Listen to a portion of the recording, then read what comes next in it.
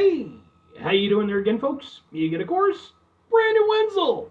Come back at you, another offering off my sampler platter. Yes, indeed, folks. Sampler platter series of videos I've been doing for a little while now. Go over there, try out food and drink items. I eat stuff, I drink stuff. Then, folks, I'm gonna talk about stuff. I'm gonna let you know all that you need to know about hopefully delicious stuff. That time I'm doing this, folks, I'm not gonna lie. I just had a taste for this. But we'll get to that. Folks, it's super simple format. I'm going to go over there. I'm going to try out food and or drink items for you. Whilst I'm doing so, I'm yammer on about it for a bit. Whilst I'm doing all that, I'm inside my back room today, which means we get Peter Cannon Thunderbolt poster behind us. Ooh, Peter Cannon Thunderbolt poster. And whilst I'm doing all that, folks, I am doing something else. What is it? I'm wearing a super cool shirt. And folks, when I wear super cool shirts, I always like to highlight the super cool shirt. What super cool shirt am I wearing for you today? What happens to be my cold Year of the Spider shirt. It's a very cool shirt. I love the design on this. If you're unfamiliar with the band Cold, well, apparently you don't watch my videos enough because I have yammered on about them for, I don't know, probably as long as I've been doing these videos, more or less. But Cold is a band that actually has quite the long history. I believe they actually started back as far as the 80s. And, you know, kind of came up in a little bit of the grunge scene. But really kind of took off sort of in the late 90s, early 2000s. You know, it was kind of the right place, right time, and knowing the right people. You know, they had connections to Limp Bizkit, who were like the biggest band in the world at the time, and it just all worked out. They put out what I still feel is their best album, 13 Ways to Bleed on Stage, and then probably their most successful album, Year of the Spider.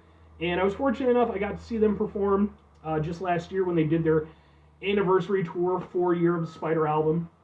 That's where I got the shirt. I also got some videos of their performance. They're on the channel as well, just in case maybe you want to check them out.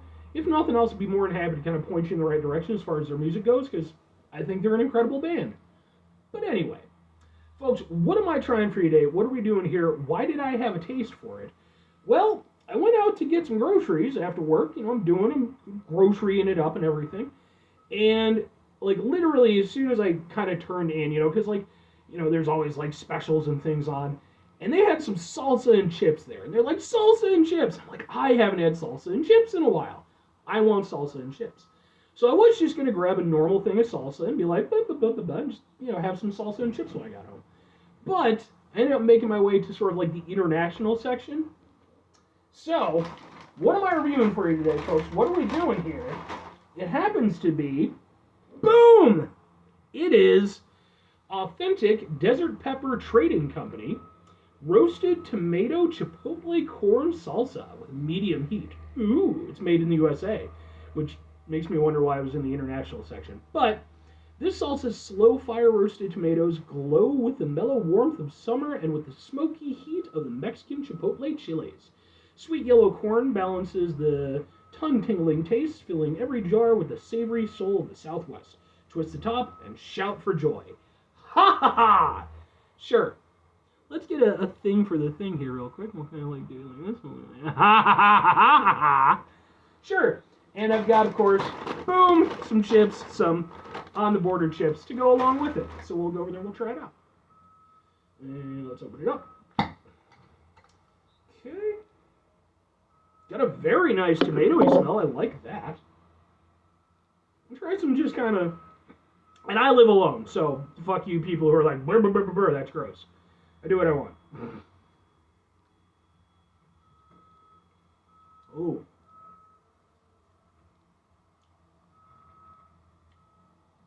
Oh. You can taste the difference with the fire-roasted tomatoes.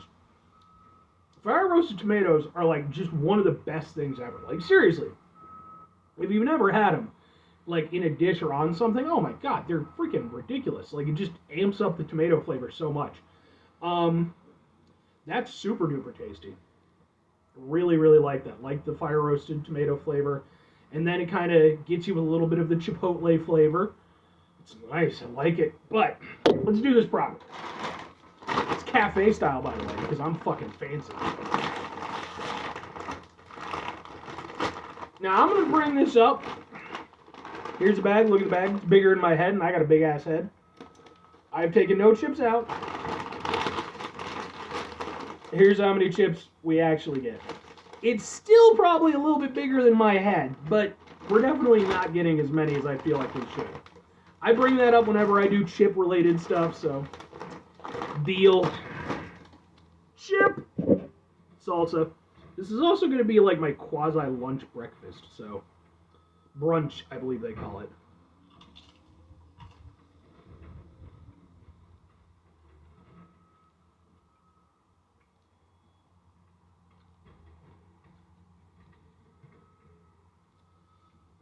Really nice.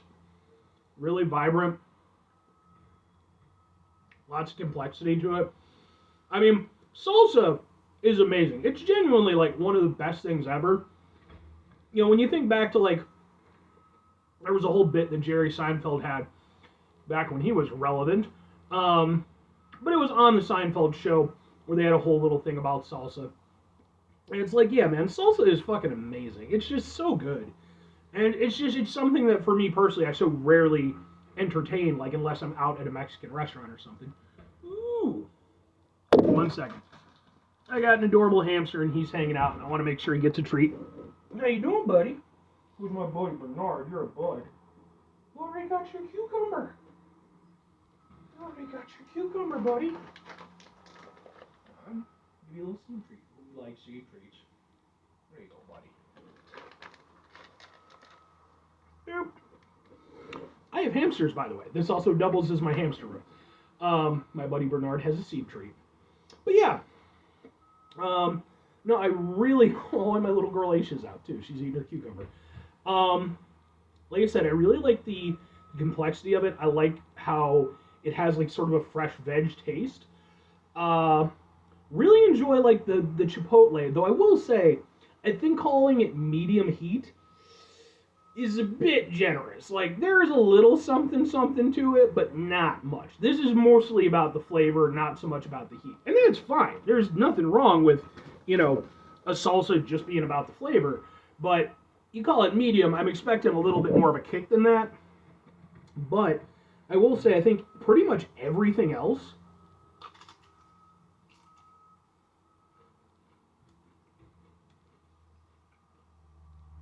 is 100% on point. I appreciate that, you know, you've got like real chunks in there. So when you go to lift it up, you know, it's not like just water, you know, that's kind of red. That's really nice. The corn is a nice touch. Though I will say, I think they missed out on an opportunity there. They did fire roasted tomatoes. I think they could have done fire roasted corn also. That, I think, would have gone over there and just brought it to that sort of penultimate level. But yeah, it starts out with a very nice kick of just, again, like a nice fresh fire roasted tomato flavor. It's just got like extra depth to it, you know. And then you get sort of the general sort of salsa veg. And then you kind of move into more of the Chipotle area where you get more of a kind of a peppery kind of taste. Like I said, there's a little zing to it, but not a lot. But it is overall a very tasty salsa. I'm really glad I went for this instead of like just the basic stuff, even though the basic stuff would have been fine too. But this is definitely next level.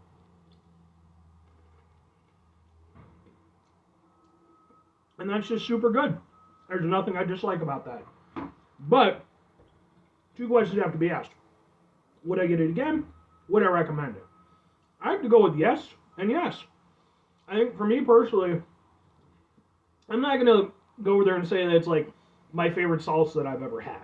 You know, never mind like, you know, homemade salsa or even like salsa at restaurants, which are going to just kick the shit out of it. But even in terms of store-bought salsas, I definitely think there's been 1 or 2 that I probably preferred to this, but that's what I'm saying, like 1 or 2. This is still up there in terms of like salsas that I've had. Mind you, I do not express myself to be a salsa expert, but like I said, I really enjoy everything that it's doing. I think for me, the 2 areas where I really feel like it could have improved on, again, fire roasting that corn would have allowed that, you know, just an added level of, you know, because the corn by itself is nice, but it's mostly textural in that context. because there's so many bold flavors going on. I think fire roasting it, giving that little extra, that would have really, again, I think, taken it to that next level. And then for me personally, I would have liked a little more zing. Especially, if it was called mild, I would have been like, oh, fair enough. But you called it medium, and I'm expecting some zing from medium, and I don't really feel like I got it. But in terms of the freshness, in terms of being able to identify the flavors, they did a fantastic job with this. Now, if I'm recommending it, I think absolutely I am. Like, if there's one benefit to it not being as zingy, is that it makes it a little bit more accessible for kind of everybody. The everyman, which I'm certainly the everyman.